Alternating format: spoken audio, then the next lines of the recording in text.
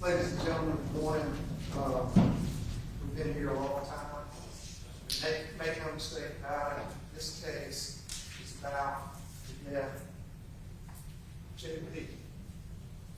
Jimmie lived his truth. Jimmie, you heard all about it. Through the course of this trial, and I don't have very long, so I'm going to try to get to everything. But what the state has proven is that Tim Herrington lived a lie. Lived a lie to his family. He lied to Jay Lee to coax him over there, promised him to do something with him. That's what Jay Lee thought when he was going over there. If he had thought that he was going to be strangled to death, do you think he would have gone over? Ladies and gentlemen, that's embezzlement, that's coaxing. Not only did he lie to his family and his friends about his sexuality, being on the down low, they all thought he was into women. But we know there was a secret that he was keeping in his life. He lied to them, he lied to his church, his family, his friends. He lied to Jay Lee to get him over that night because he had a problem that he had to fix. Then he lied to the police about everything. Deception, lies. He had to protect that lie. And what did he do to protect that lie? In order to protect that lie, he had to get rid of the jail. And that's what he did.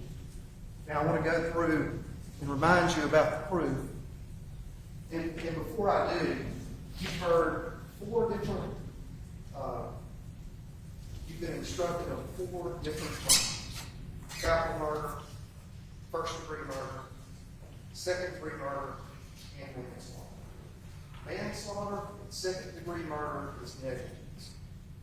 The actions that were taken by Tim Herrington to protect his lies is not negligence. Those don't apply. Mr. Horan said that we were going to offer all those and throw it all against the wall and hope something sticks. That's not what the proof is shown, and that's not what we've attempted to do. This is capital murder. That's committing murder in the commission of kidnapping. And I can tell you, in kidnapping and bailment, where it says, when you read about confining someone against their will, you heard another instruction that said that could be a bait switch. Coaxing someone over is a deception, insincerity. That's what happened. That's what we proved. Now, earlier in the trial, when it first started, we put on a series of witnesses that told you about Jay Lee, about his life, about the truth he lived. When he was alive, he was on social media, he dressed fashionably, his life was vibrant. And how do we know that he is dead? Because the signs that his death left behind. You heard from Jennifer Buford. If you remember, she was the University of Mississippi advisor for his internship. He said that he had graduated. He graduated in social work, and that he was involved. That's the last thing for him to consolidate that degree was to complete that internship. And she told you that she had a lot of contact with him, and then it was stopped. She was like, that's not normal. You heard from Jose Reyes. He described how that they were good friends, that they had the same interests, they were going to see area in Ryan, that he was living his truth, that he was unapologetically fashionable. He talked to you about that there were things that he loved. He loved his Pomeranian. I don't know if you recall, but he had a Christmas card that he had done with his Pomeranian where they both dressed up in pajamas. He had things that he loved, interest. He was vibrant and happy. You heard Khalid Fears years talk about his relationship. Just within the time they met at the park until July 8th, when he heard from him that morning, he described him as vibrant and happy. That he, didn't plan to go anywhere, and he was not depressed. He was not dealing with any psychological issues. And then you heard from Stephanie Lee. And if there's one thing that the state has proven, beyond a reasonable doubt, through Stephanie Lee, is that she knew that her son was dead. Because on July the 8th, 2022, it was her birthday. And you heard about their relationship. They spoke multiple times a day, morning, her lunch break, and at night. And this was her birthday. She woke up at 7 o'clock that morning to a message that Jimmie posted earlier in the morning and said, "It's your birthday." You can tell from her testimony about her son that her son loved her. She loved him. They had a special relationship. And she said he wasn't planning on going anywhere. If he had planned to go somewhere, she would know about it. You heard testimony from all these witnesses about things that he cared about. He cared about his car. It was a unique car. He loved it. Had, the Ford Fusion 2014 with the gold stripe on it. It was unique. You heard them testify that he couldn't have gone anywhere without any kind of financial means. Everything was there. The credit cards, the debt cards. You heard them all testify how he used social media every day. You heard Jose Reyes say he was a little celebrity. People followed him on Facebook, Twitter, Instagram, Snapchat. And then after the morning of July the 8th, dead silence. You know from Jennifer Buford that he had the fundraiser project for his internship. He was still receiving packages of gifts for the children that were involved with CPS that were coming in after his disputes. And you heard how much he loved that dog. And when that welfare check was conducted on his apartment at Campus Park, the dog was there. And Jaylee's dog was there. He loved that dog so much that he had a dog bone on the back of his car, a sticker that said, "I love my Pomeranian." And then we're going to get to what Miss Stephanie dealt with on her birthday. Not only her birthday, but now a day that she will forever, for the rest of her life, know as the day that her son was born. Talked about the welfare check on Jose Reyes. No activity of any kind on social media. You heard the condition of his apartment when UPD gained access to the apartment. There was nothing packed, no clothes missing. Prized possessions still there. No indication of Jimmie leaving or planning to go there. And he had not had a history of ever doing that. Now then we get to the elements of capital murder. Timothy Herrington is charged with capital murder. The court has instructed you on the elements. The elements are, we have to prove that Timothy Herrington, the defendant, identified by multiple witnesses from the stand and compared to evidence in the case, photographic and otherwise, testimony. If you recall the video surveillance from Molly Bar Trails of the individual with the hoodie coming out, and then moments later, the video surveillance from Rockets, Keziah Carter said, "That was Tim Herrington." Tim Herrington admitted in his interview to being picked up by Keziah Carter. Had to admit it because of all those convenience stores having surveillance. Keziah Carter was a witness, knew him, admitted. On or about July 8, 2022, all the evidence you have centers around that day. July 8, text messages, silence. Silence after 6:03 a.m. from the last message from Sheldon. In Lafayette County, Mississippi, you heard the chief of police say that all of that evidence within that period of time occurred at Lafayette Police. So, proving date and location of Lafayette Place Apartments, where all of these activities took place, that is in Lafayette County, state of Mississippi.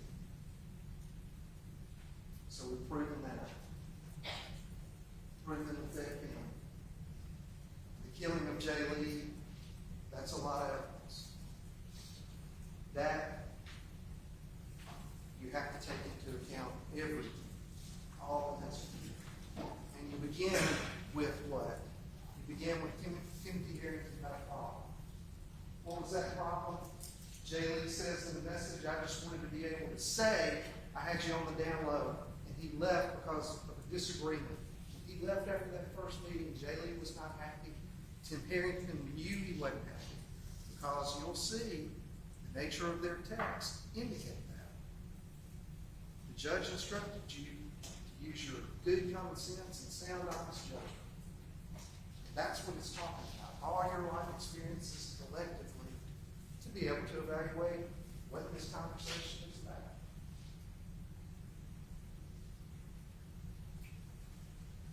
The problem was that Jay Lee was leaving unhappy. He was living this life loud and proud. Timothy Herrington was living a lie. All of that was in jeopardy. Just graduated and had plans to be somebody. Had plans to be somebody. He didn't want anybody to know his secret. Jay Lee heightens that problem by blocking Tim Herrington. Tim Herrington has no way to solve the problem. So what does he do? He goes into another account that Jay Lee didn't know, Red Eye 24, and he heard from Ben Douglas about how he identified who Red Eye 24 was. Major break in the case. Access Jay Lee's account and sees these messages coming in on Jay Lee's Snapchat. When Red Eye 24 makes contact with Jay Lee says, who the TF is this? He doesn't know. Good common sense and sound honest judgment. And then, this is where we learn about this group. And over here on the right side, Jay Lee tells him, you wouldn't do what I wanted you to do. And that was not a good thing. And so, it continues on. You tried to do some questionable shit. That was too much. Have a good night, Tim. Tim still has a problem. Even Jay Lee thinks that, hey, you may just be trying to get me back over here so you can beat my ass or something. Coaxing, luring, enticing, where it says me, you tripping. I feel bad because we cool. So I ain't trying to end it like this. I'm trying to get them back. Jay Lee says, how are we cool? Right under that, coaxing, luring, it says, I'm saying you're a cool person. It's flattering Jay Lee. And right there, Jay Lee stops talking about the problem that they had earlier and starts talking about sex, which is what they had for. They quit talking about the problems and they started talking about fun. And right here in the message, Jay Lee says, the only way I'm coming over it is if you do something for me. It was conditional. And so what does Tim Herrington say? All right. More importantly is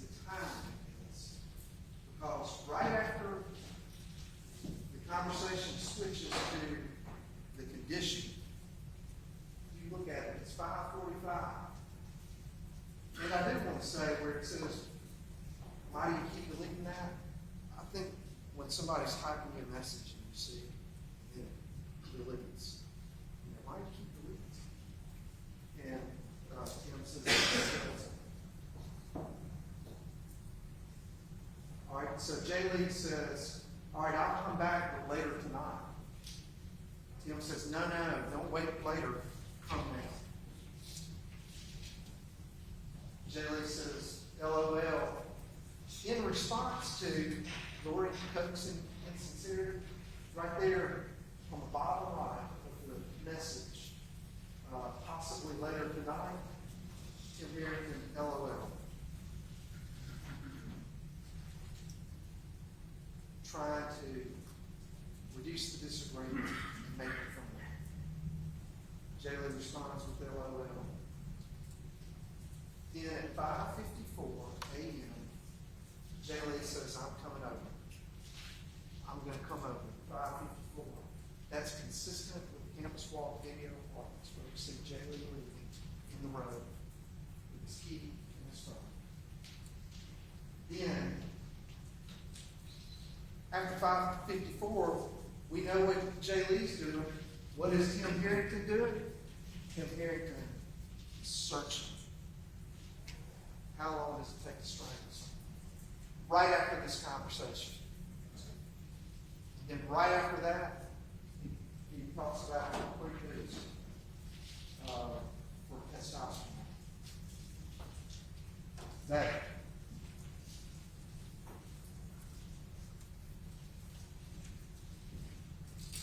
This is the Google search. You can see the time, 5:57 a.m., July 2022. How long does it take to Then, 6:03 a.m., message from Jay Lee, Tim Herrington. It says open. It's at the door.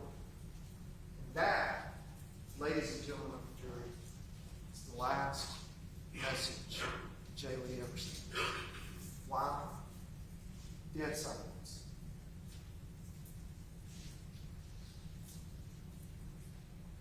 Now, Tim had a problem. Jay Lee blocked him. Red Eye 24. Now, Tim Herrington's actions after Jay Lee sends that open message is proof of his crime. And you've heard, you've got jury instruction on there about luring. You can take into consideration what in the commission of a crime means. A continuous crime from luring him up over there to the actual act, and then what happens after. So he lured him over there, he killed him. How do we know? He searched him, and then he staged all of the evidence after that. So what were his actions? Well, in the interview, he lies to the police, number one, about the nature of the relationship that he had with Jay Lee. He says, oh, he just came over to give me a gift. We cool. Everybody knows I'm leaving. You know, big man on campus. He just couldn't bring me a gift like everybody else. Maybe sat in his car for a little bit, and that was it. Lied to the police about the nature of the relationship. He also says in the interview that when, even in the second interview, he said, oh yeah, we just had a hookup, and he left, everything was fine. It wasn't like he left mad or anything. But they said, did you go anywhere else? And he said, yeah, we left at the same time, and I went to Walmart. Well, if you look at the Walmart video, you look at the Walmart receipt, he checked out at 6:49. What did he buy? He bought duct tape. You've also seen video surveillance of him looking at a big trash can, roll trash can. He has no need for it. Lafayette Place Apartments got the dumpster. He says he's moving to Dallas in a few weeks. There's no need for that. Then he goes from Walmart in his Ford Escape, goes to the Links and gets a box truck when he doesn't have a job to do. Tyson King said we didn't have a job to do. His witness, his best friend, Ken from Grenada, said if we had a job down there, it included it. There is no digital footprint, no messages of any job whatsoever in the He gets the box from him, comes back out, and going back to that place. And then he stages the car. And if you remember, he told the police that he went for a run. That was the only place he went. He never said anything about going to Grenada. And investigators mapped out the back road run, 7.2 miles from 7.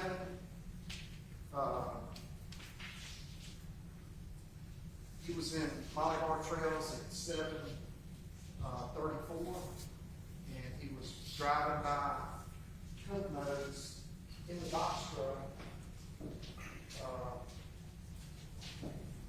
almost 30 minutes early. There's no way to make that. Lie to the police. Not only that, he's deceptive. He's trying to keep them away from looking at Jackson Road, which we've proven right here, that at 7:02, Jay Lee's vehicle goes by Rainbow Cleaners. And not only that, what's tracking with that car? Jay Lee's phone. And then it tracks all the way to Molly Bar Trails at 7:25. 7:26, Jay Lee's phone is silent. 7:26. Then we have 7:34. The video footage of Tim Herrington running out of Molly Bar Trail apartment. And we have that connected to the surveillance of him getting in Isaiah Carter's car, which he did.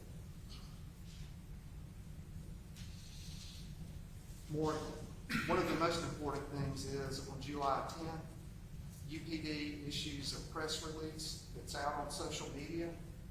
And if you look on the right side of that screen, Tim Herrington searches Molly Bar Apartments.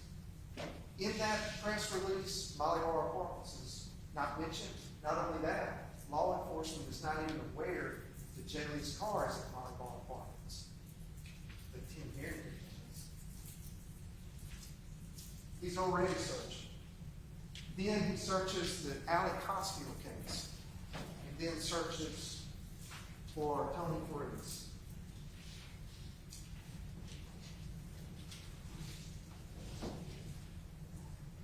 We talked about it daily.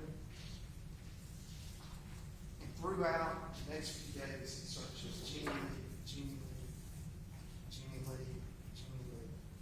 Body found in water. All those searches. And if you remember, he searched for police appreciation. If you remember that during this time that he's doing those searches about Jay Lee, Jimmie Lee, but he never contacts the police to tell them, hey, you know what? If he really appreciated the police, he would give them the information. You know why he didn't? He was being deceptive.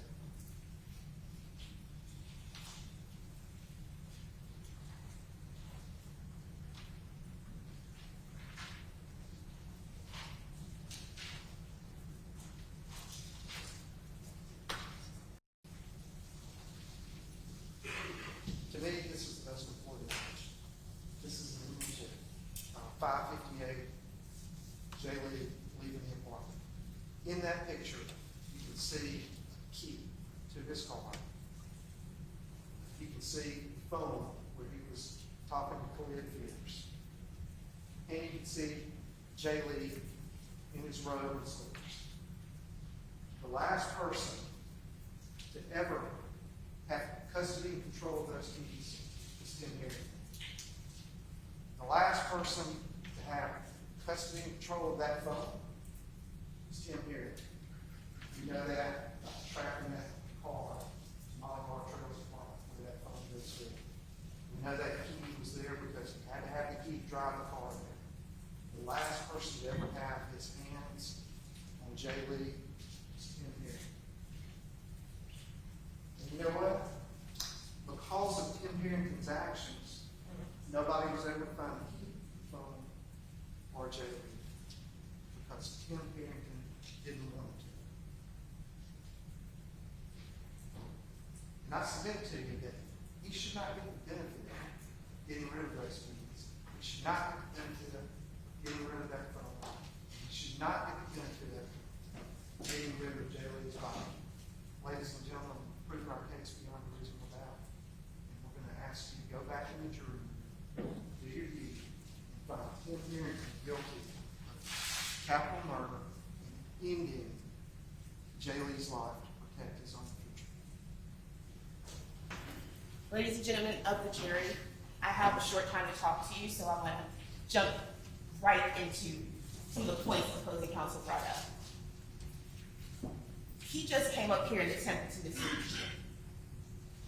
I'll start with the lock audit before we get back into the actual timeline of events, because the timeline matters. So, let's look at that lock audit. It's in evidence. You'll be able to take that. The opposing counsel showed you just the times of 7:34 a.m. But what he doesn't talk about is all the other times, or that this says Stephen Union on it.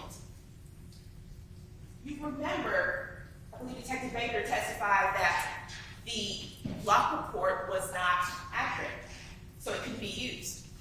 Well, we know, according to the timeline, which is in evidence, it's in that jump shot. We'll get to watch it.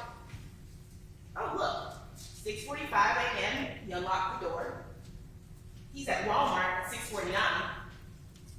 Say he got back at 7:02, he unlocked the door. And then, remember, by 7:34, Mr. Herrington has to be all the way over at Boulevard Trails to run out. And according to his interview, he ran over there at a 4-minute mile. So, why is the next time 7:06? And then the next time the door is unlocked is also 7:06. Ladies and gentlemen, inspect all of this. I'm not going to hide it from you. It's in evidence. Because when you really look closely at everything, because we're not afraid of the data, when you really look closely at everything, Tim Herrington's story doesn't line up. Ladies and gentlemen, he also attempted to mislead you when he talked about inveigle. He kept saying force. He said he was not forced to go over there. You will have these instructions in the back, and the judge read them out to you. What is the definition of inveigle? Ladies, gentlemen, inveigle means to coax. It means to convince. It's going to be this jury instruction that you'll have with you.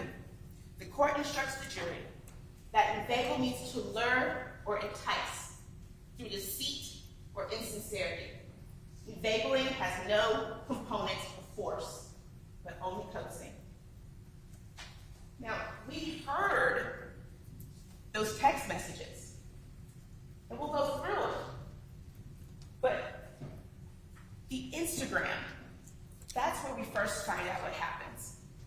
Because in the Instagram message, Jay Lee writes, after leaving Tim Herrington's apartment for the first time, at 4:36 a.m., he texts, I just wanted to be able to say I had you EDL. Again, fun to have been the first guy. Experiment over. Now, opposing counsel states that that's not Jay Lee threatening him. It's not our position that Jay Lee was actually threatening him. It's about how Tim Herrington perceived it. As someone who is deeply closeted, who's on the down low, who doesn't want people to know. You heard his family, none of them knew. Tim Herrington wasn't publicly out. Look through his Google search history. You'll see the kind of things he Googles. It's all finance. It's all celebrities or rich celebrities. Things that he's aspirational to be. Until this happens. Then all of a sudden, he's either into true crime or Googling how long it takes to strangle someone right before the person he strangled shows up. So that first message, he sends that, and then blocks it.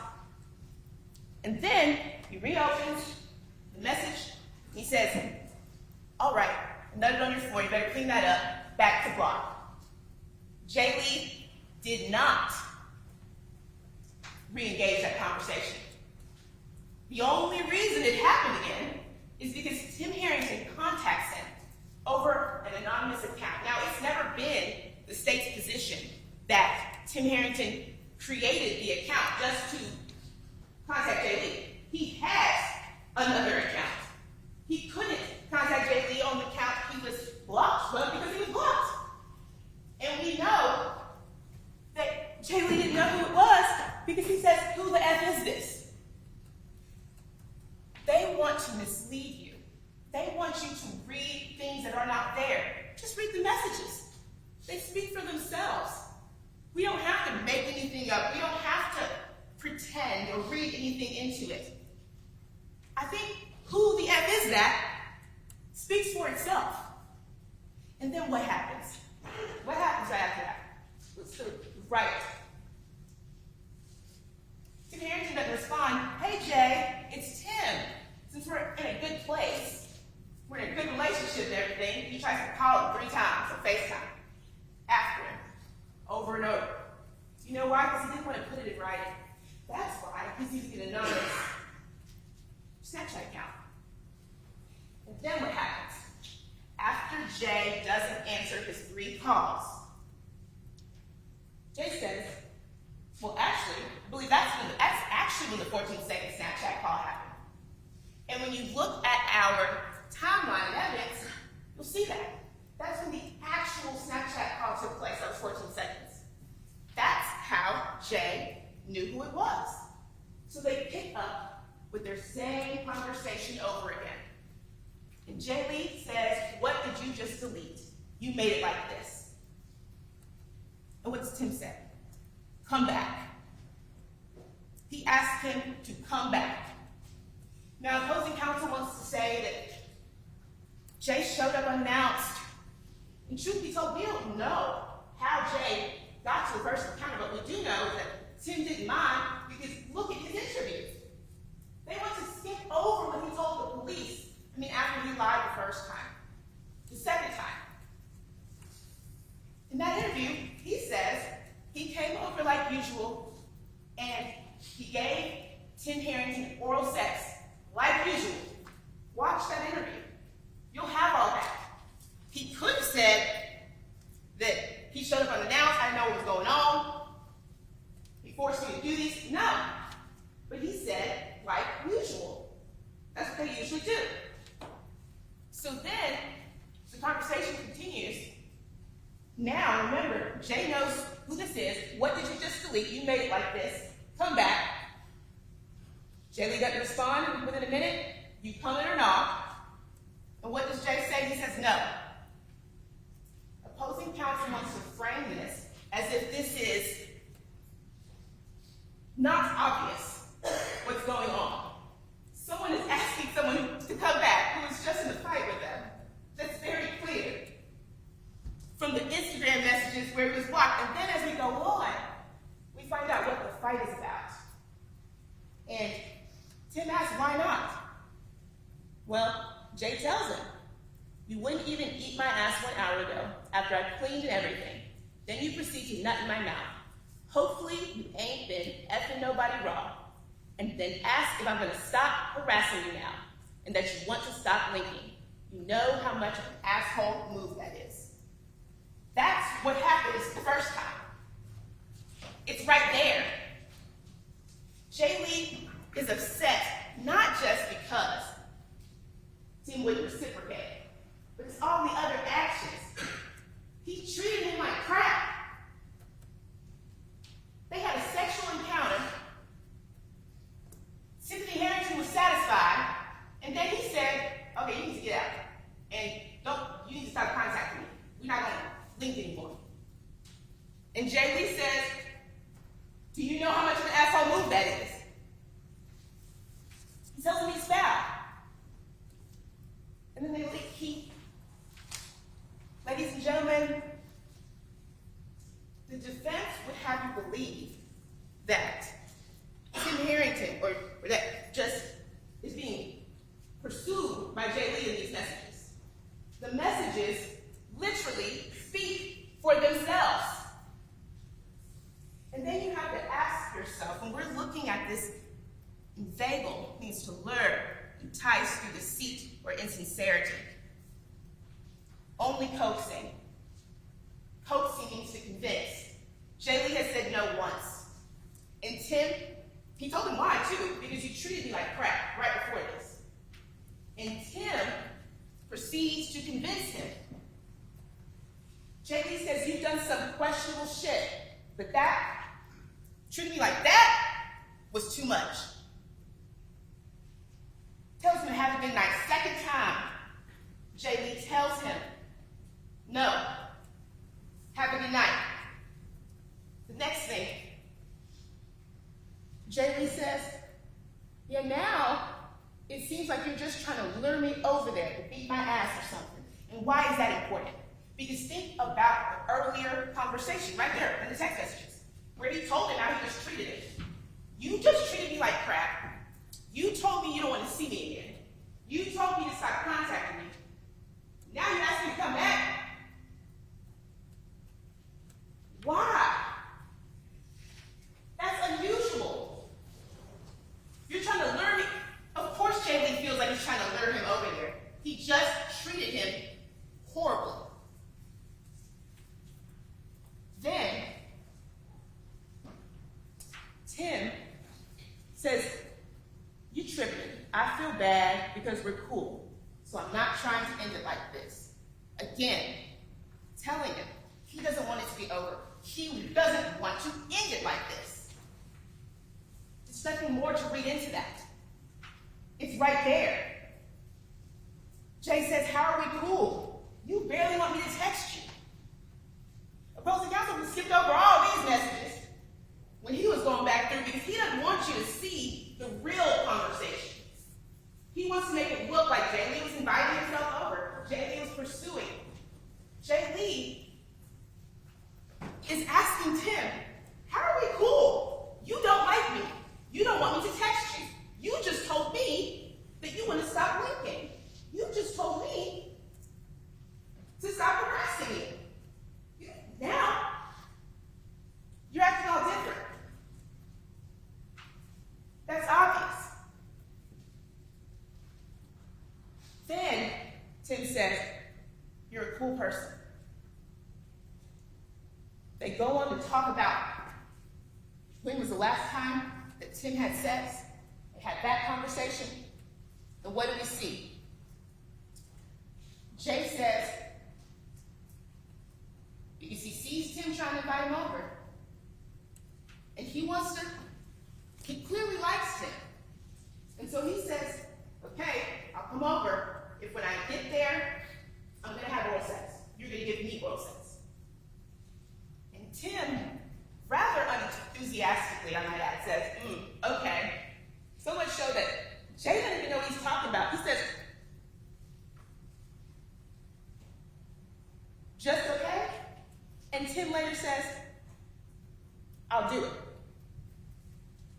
See, that's important because that's the lie and the deceit. Think about Tim's interview, which I want you all to watch. The defense says that we don't know what the thing that's ever been done before is. Tim told us what it was in the interview. Tim says, oral sex. He says, I've never done that before. He says, he invited him over to make it up to him because he's never done that before. That's the thing. And it's very obvious from the interviews, from the text message, and from what Jay even said. Opposing counsel put that 14-second phone call. He wants to put it where he thinks it should go to help his story. But where it actually went was right after Tim called Jay 3 times. He didn't answer because Jay didn't know who it was. And then the 14-second Snapchat call. That's what actually happened. And the truth matters. The timeline matters. Then, Jay Lee says, you know, if you try something fast, it's not good for you. And Tim says, what do you mean? And Jay says, like, try to hurt me. Because you know why? He's still suspicious because Tim is acting different. He says, you barely ever want to text me earlier. He says, this is a man who just told him to get out of his apartment. He didn't want to leave anymore. Who just told him that he should stop harassing him. And all of a sudden, he wants to invite him over to do something, to give him oral sex, which he has never wanted to do. And Tim has never done. And so, of course, Jay is suspicious. To lure or entice through deceit or insincerity. And how do we know it's insincere? Because right after Jay agrees to go, which again, he says possibly later tonight, that's not good enough for Tim. He said, I told you I'm leaving today. Jay still wasn't going to come right then. So Tim had to convince him to come. I told you I'm leaving later today. So Jay then, he says, I'm coming. And once Jay agrees to come, you'll notice Tim never responds. He just needed to get Jay there. And right after that, he makes that Google search. How long does it take to strangle someone? Now, when Detective Baker testified, he was clear. He's not saying that Tim intentionally Googled how long it takes to strangle someone who got a deal. We will never know.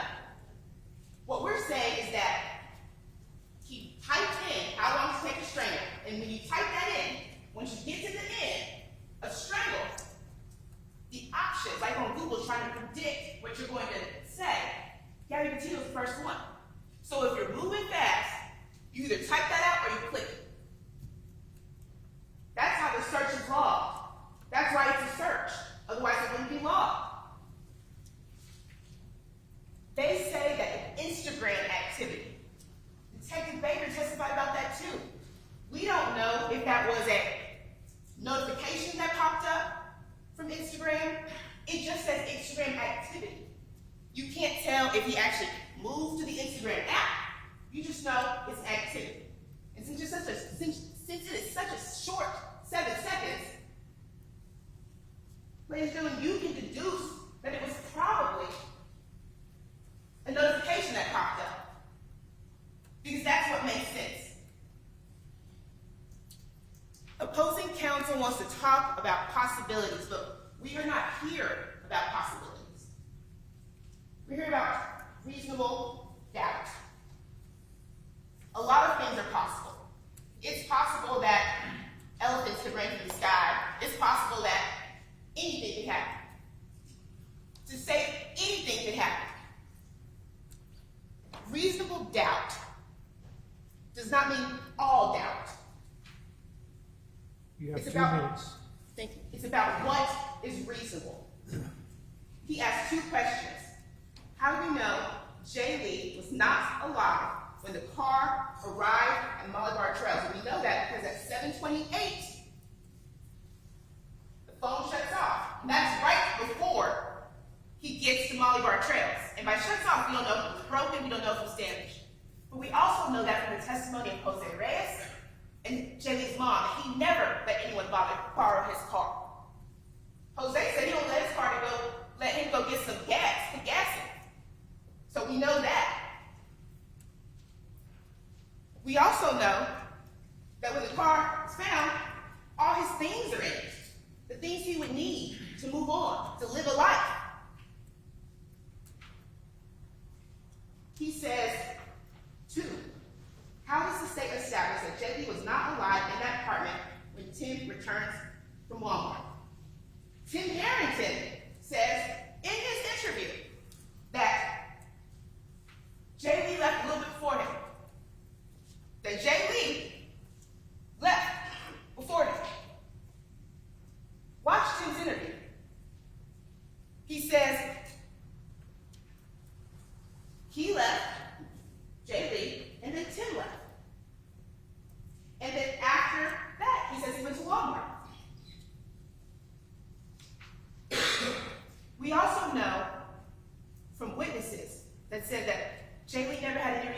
Molly Trails. In fact, they didn't even really know anybody over there. They talked about talking to people over at Molly Trails who said that Jaylee was never over there.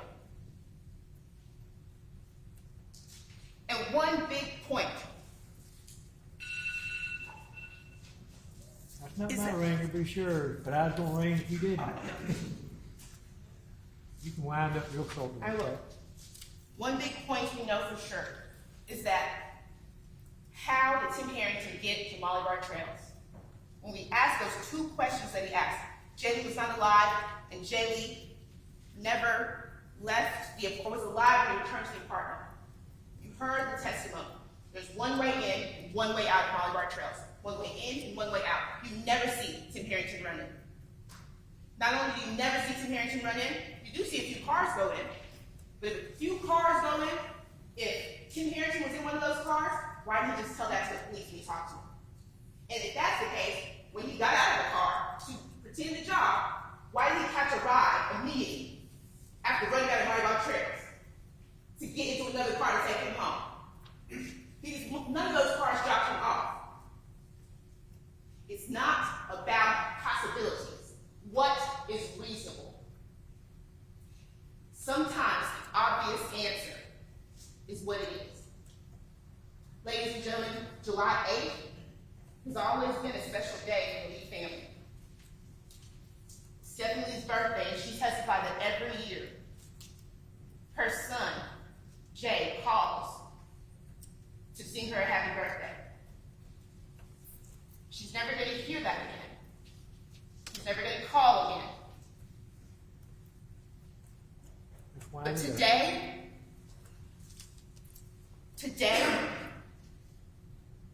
it's Tim Herrington's day.